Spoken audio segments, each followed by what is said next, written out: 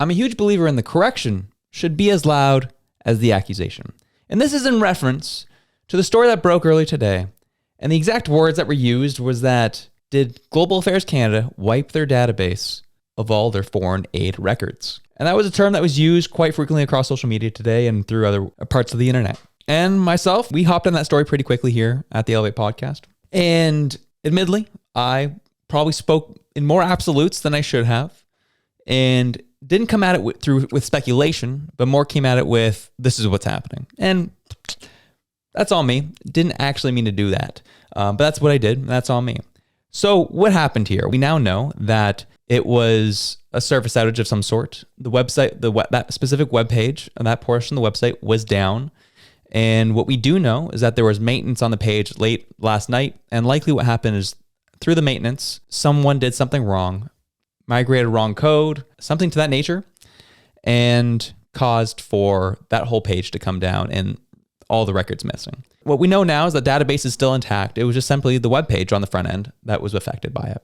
It was a story that caught super fire. And then before you knew it, explanations were being put out. You had peculiar community notes, which I thought was really interesting. They said that this was the wrong link and the correct link actually took you to like a grants and contributions page, which was completely different, which I thought was interesting. And we on the show figured, you know what? We need to do a video and put it out right now, even though it's coming out like 11 o'clock Eastern time. It needed to be put out to correct the record. This is what happened, and that's the case.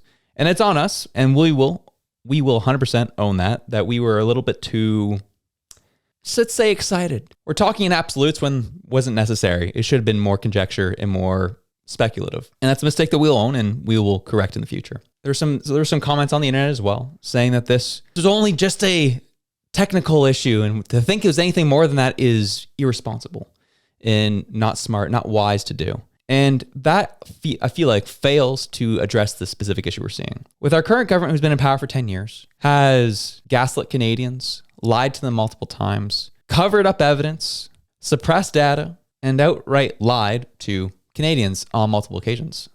As much as recent this past week, we saw Mary Inge and Jonathan Wilkinson claim to say that they're all on board for the LNG projects, when they've said outright in the past that they did not agree with them and didn't want to push them forward, and the Canadian government wouldn't continue with them.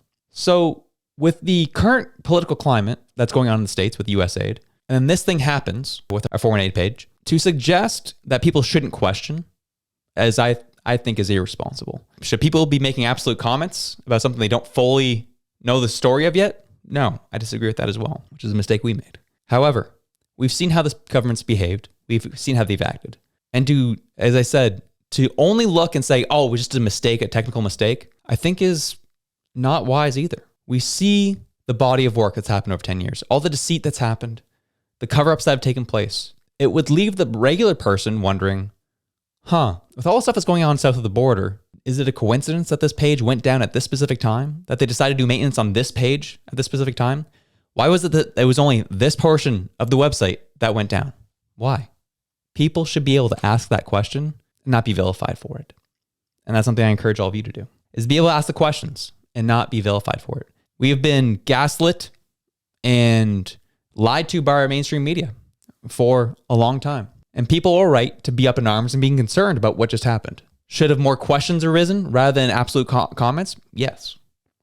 But you cannot fault people for questioning what the heck was this about. You can't fault people for wanting to know if there was nefarious intent behind what we saw today.